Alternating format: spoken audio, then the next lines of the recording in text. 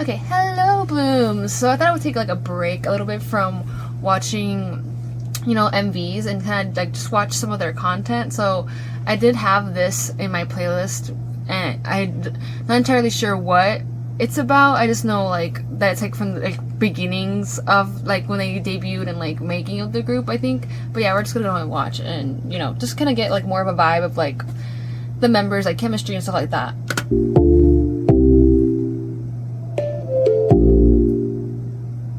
To begin with, I'm not a dancer, I'm not a singer, I'm not a performer. Don't do acting.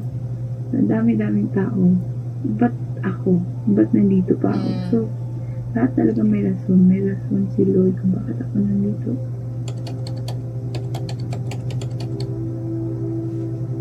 It's gonna be more like What documentary. you're doing here right now, it's so opposite. It's such a big contrast from what I was doing before. Oh, was she a pageant?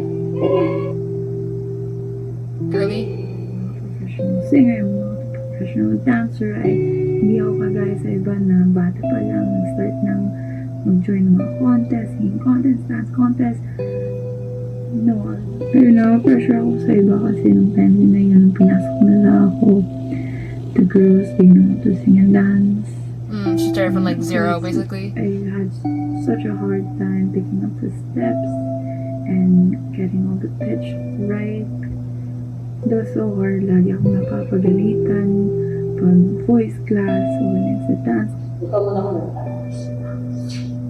You want to be a good in singing. Just you want to be. You need to hard work. Kasi ang daming beses na gusto kong umiyak na lang tsaka umuwi. Hindi na bumalik dito kasi dahil sa pressure na na-feel ko, napag-isipan ko din na mag-quit because I thought na I'm not for here, why should I do? You could see it as an encouragement for you to practice even harder and to develop more and work even harder. So for the long term, laban lang. You just have to see everything in a positive way. Trying to learn mga new choreos and then trying to sing new songs in which kahit hindi siya sa comfort zone ko na klase na song. If I were to compare myself before, I would say nag-grow po ako. There are so many greater things that will happen. So now I'm here. I'm mabini na. Never in my life na-expect ko to lahat. To my co-trainees, congrats to everyone. We all did great. We all did our best. Siguro minsan, tahimik lang ako. Because like, I don't speak a lot. Pero honestly, I always observe everyone. Kahit tahimik lang ako, I appreciate everyone. Love you guys.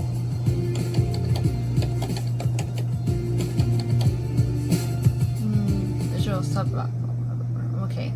As much as possible, parehas kami ng galaw, malinis kami lahat. Same kami ng face, same kami kung saan kami papunta. Gusto ko, wala kaming pagsisisihan. Basta gusto kong maayos lahat.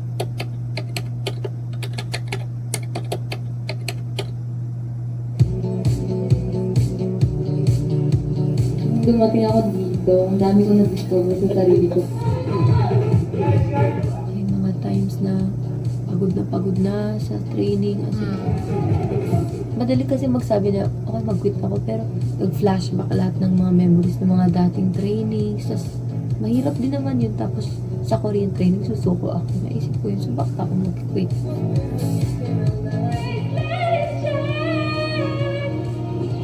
I don't think if I can do it.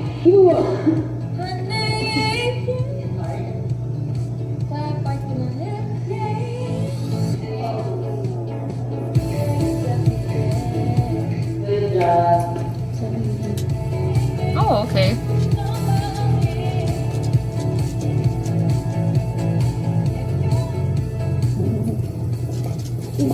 Nag-improve din ako sa confidence ko. Dati sobrang mahihain ako, hindi ako kumakanta na ako lang mag-isa. At trinay ko talaga yung best ko na i-face yung fears ko.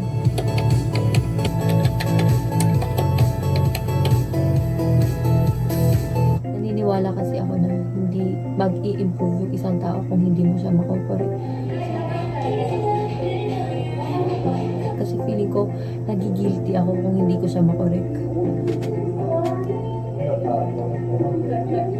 Grupo po kami, so dapat isang galawan lang po. Sabay-sabay kami mag-i-improve. Was that Maiiwan. red flavor? Pinagdaanan namin to. Nalinis namin to ng bongga. Proud na proud ako sa mga achievements namin, girls. Nakaka-overwhelm. Alam mo, hindi mo akalain na naaabot kami sa ganito kasi dumating yung pandemic. Dumating din yung shutdown ng ABS. So, hindi namin alam kung tutuloy pa ba yung project na to. Pero nung nalaman namin na tuloy kami, sobrang nag-iyakan talaga kami kasi hindi kami makapaniwala na parang sinave tong ganitong project na nagsisimula pa lang. So, nakaya namin. There are many who miss you from the outside walls of the Start Academy campus. Without their support, without their trust, we wouldn't have gone this far together. Hindi na namin na-achieve yung dreams namin, mag-perform kami, and para makapag-inspire ng mga tao.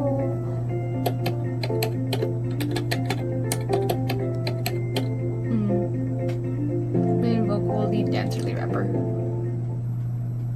Nararamdaman ko po yung nagtutulungan po kami. Parang ayaw Maloy! nung isa na may napag-iiwanan. Sama-sama po talaga.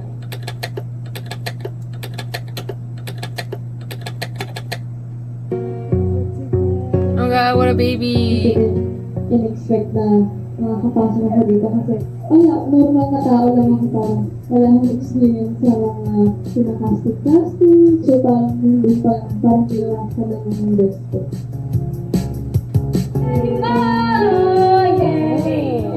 Your high note interval is really good. High signal interval. Sayang mo kasi you don't need to be nervous. You need to shout. Singing makes me happy. Doon ko nalalabas lahat. Doon ko na-express yung mga emotions na hindi ko ma-put into words.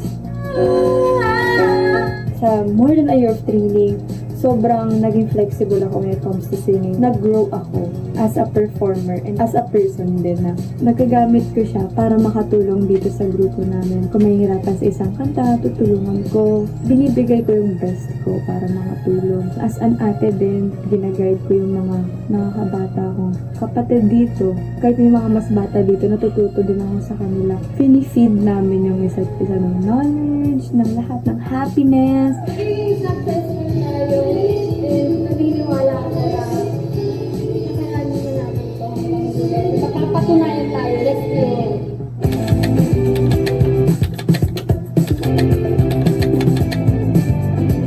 So, yung family ko po is one of the reasons why ako nagpapatuloy dito kahit sobrang nakakapagod. Kahit na iniisip mo dati, saan ba papunta to? Ginagawa ko pa din. Kasi nagtitiwala lang ako kay Lord sa management. Nagtitiwala ako sa sarili ko na lahat ng may resulta.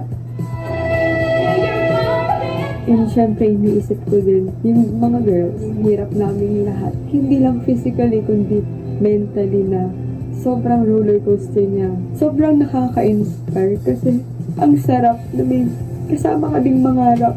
Kasi alam mo din, yung pinaghirapan nila.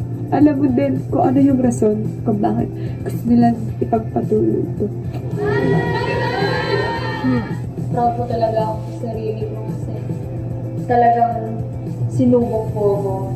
Napagtagumpayan ko po na face ko po siya ng buong future.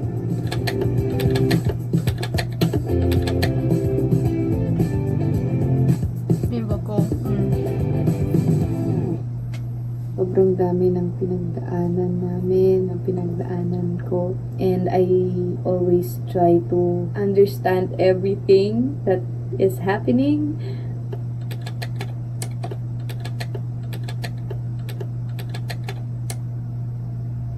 It's kind of also just giving like each of them like a trait of what they bring to. An ordinary life, and now I'm living with extraordinary people.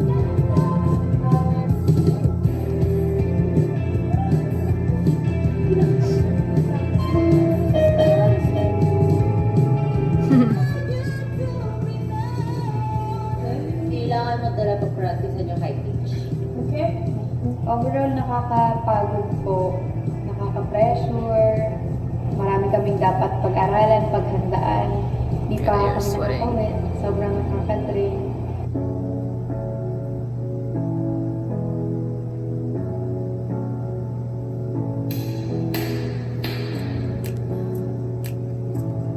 Mm.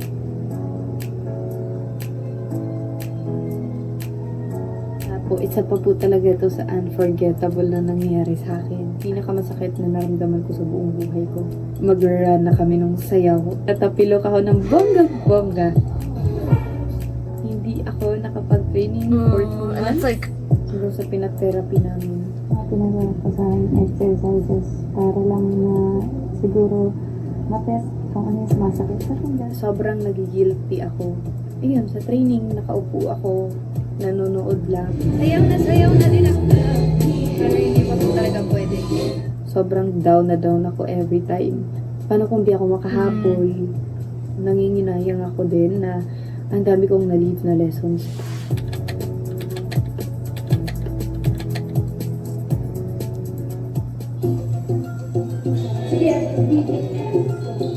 Okay naman na yung lagay po ng paa ko and nakasabay na ako paunti-unti sa training. Super thankful ako na meron akong understanding na co-trainees. Sobrang inalagaan nila ako while nagpapagaling ako and hindi nila pinaramdam sa akin na pabigat ako. Oh my gosh. I love you girls so much.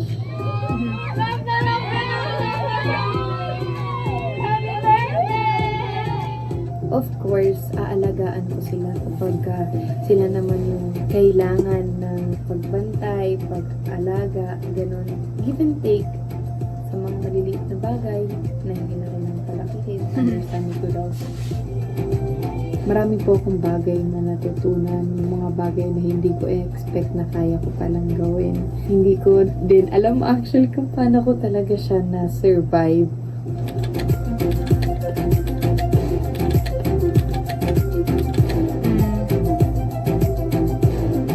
leave a fully rapper.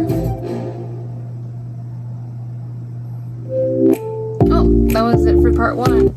I was gonna say that basically, like, all the, I like how they like have put like quotes in between or whatever, like to like basically talk about each member's like experiences and like struggles throughout like the debut process, like training process and everything. Because I know like it's hard, definitely, for like, just because I've like, since I've been around like K-pop for so long, I understand like how hard that trainees like put into work to be able to debut. And for them, like they said, like they were in the middle of COVID and they were like kind of like stressed to see if they were gonna end up continuing, and like thankfully they did.